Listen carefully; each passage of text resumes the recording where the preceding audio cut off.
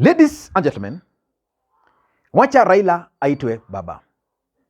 Raila Odinga today left his house on foot and headed straight to the next available bus station, where he boarded a bus to CBD.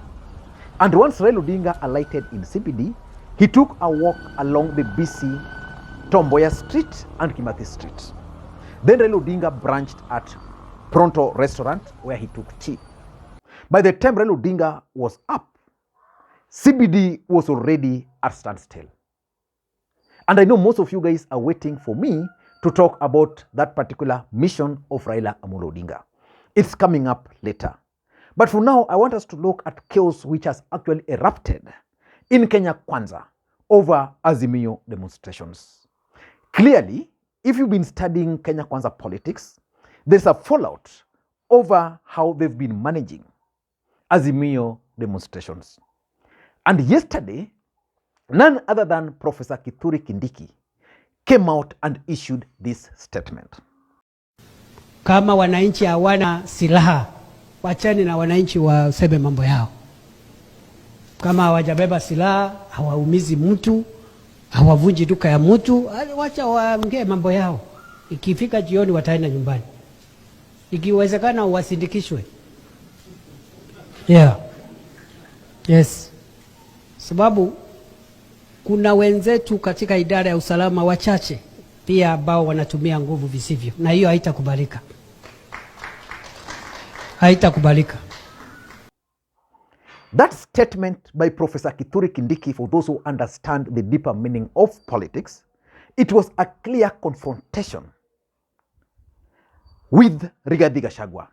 Rigathi Gachagua's stand on Azimio demonstrations has been very clear. Pay very close attention to Rigathi Gachagua. Na waendelee na mambo yao. Huyo mzee ni sisi na yeye. Huyo mzee amesumbua Kenya for the last 60 years wakiwa na baba yake. Wakati ya kumalizana na hiyo mtu ni wakati huu. Na ataenda akiedanga. Kwa hivyo nyinyi msijali, sisi tufanye kazi. Rigathi Gachagua has again issued threats to Raila Odinga that Monday will be his last day. That Monday is their last day to do so. Rigathi Gachagua is so determined, is so obsessed. After his first attempt failed, he has said he's going to make a second attempt this Monday. He has said this Monday will be the last. The government of the Republic of Kenya will assert its authority in protecting life and property and upholding the rule of law. I'm just giving that caution to those young people that it is not going to be business as usual. That Monday is their last day to do so. So in this video, I want us to look at the fallout in Kenya Kwanza over the way they've been handling Azimio demonstrations. Before we do that, for those who are watching this channel for the first time, please take a second or two, click that subscribe button so that next time we produce a video like this, YouTube will automatically notify you. And to the subscribers, I want to continue thanking you guys for your continued support. Because without that support, this channel cannot be where it is. And without any further ado, please let us dive in and allow me to thank the following guys who sent me their coffee. I'm very grateful. Now, if you've been studying Kenya Kwanza, especially even just last weekend alone, their position on the way Azimio demonstrations should be handled is completely different. Cleophas Malala called for the arrest of Raila Amolo Odinga. The leadership of Kenya Kwanza are in agreement that Baba needs to be arrested. The police are in agreement that Baba needs to be arrested. Their minions are in agreement that Baba needs to be arrested. Where they are stuck is the person to do this arrest. And that's the next meeting they need to have. Let them agree amongst themselves who will come and arrest Raila. Because summoning me or arresting me, I am a very small player in this particular cause. So let them take their grievances. And in fact, the president himself said it. You have a problem with Raila, deal with Raila.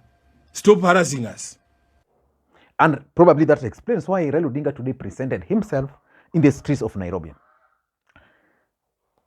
Several leaders from the mountain have also called for the arrest of Raila Odinga. For Rigathi Gachagua, at one point he warned Raila Odinga and promised Kenyans that that was going to mark the end of Raila Amolo Odinga. But yesterday we saw with our naked eyes and listened with our ears Professor Kithure Kindiki's statement, which means in Kenya Kwanza there is clearly fallout on how they should manage Azimio demonstrations. And that can actually explain why every time there is this mandamanos, William Ruto always sneak out of the country. But let us focus on Professor Kithure Kindiki. Professor Kithure Kindiki is the minister in charge of internal security. In line with the policy directive of this administration, we have completely depoliticized the security sector, and we are not available to discuss, engage, or support partisan politics.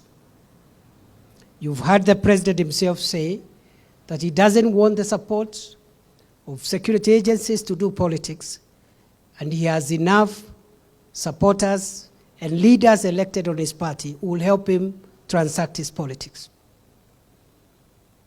Therefore, if any leader of whatever political formation is implicated in hurting our country for political reasons or commercial reasons or whatever reasons,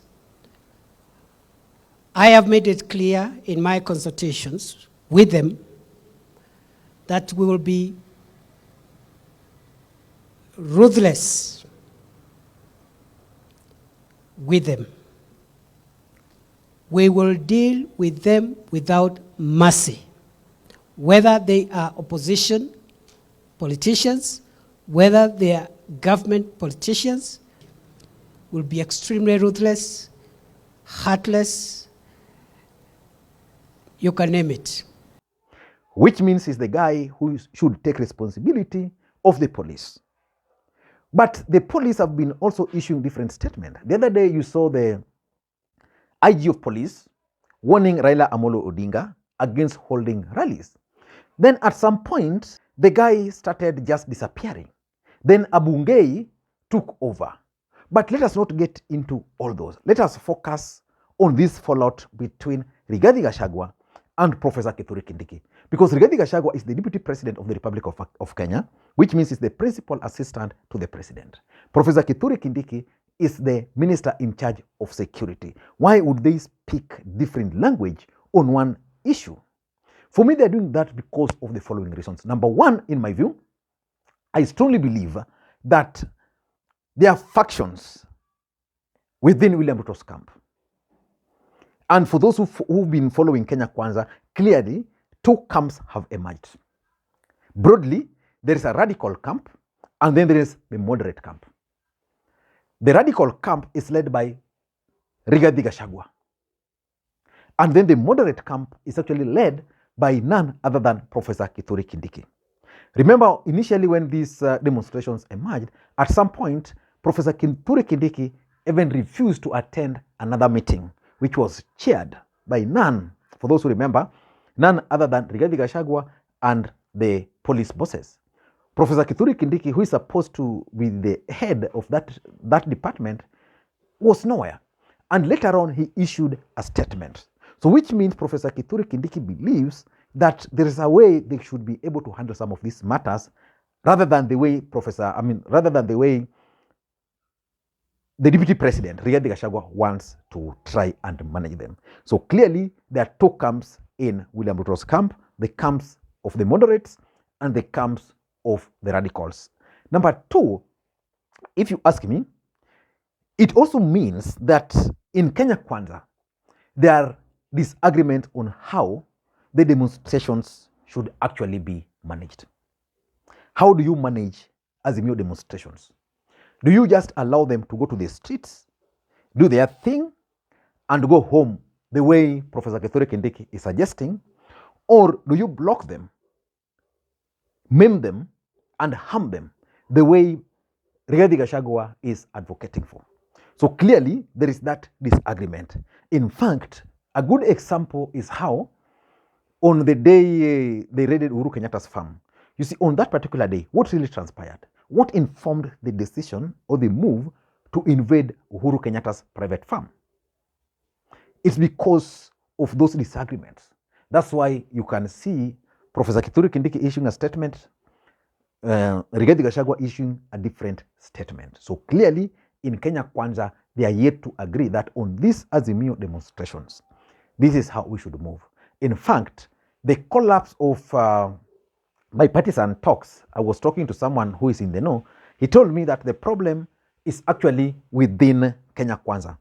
There are two camps. They can't agree on anything.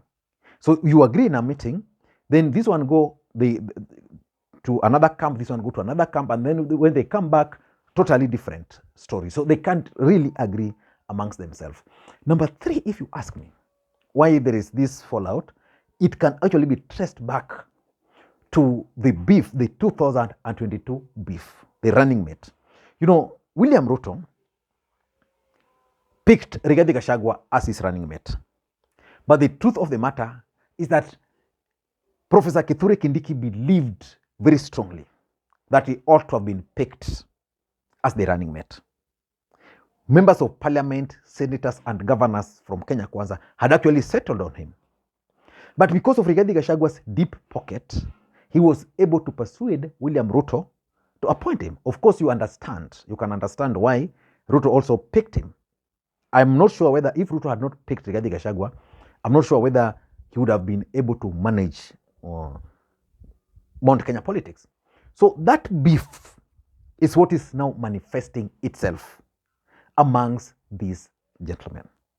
You can't deny that fact. So that's a real fact that the beef between Rigathi Gachagua in 2022, when Ruto was picking the presidential candidate, running mate, is still manifesting itself. So right now, Rigathi Gachagua feels that he's the boss. So he can impose his will and wish on Professor Kithure Kindiki. And again, if you look at their personalities are completely in contrast. Even if they were to agree that we are going to deal with these guys this way, the way they're going to approach it is definitely going to be different. But Rigathi Gachagua feels now is senior to Professor Kithure Kindiki. Number four, in my view, I think it also about the way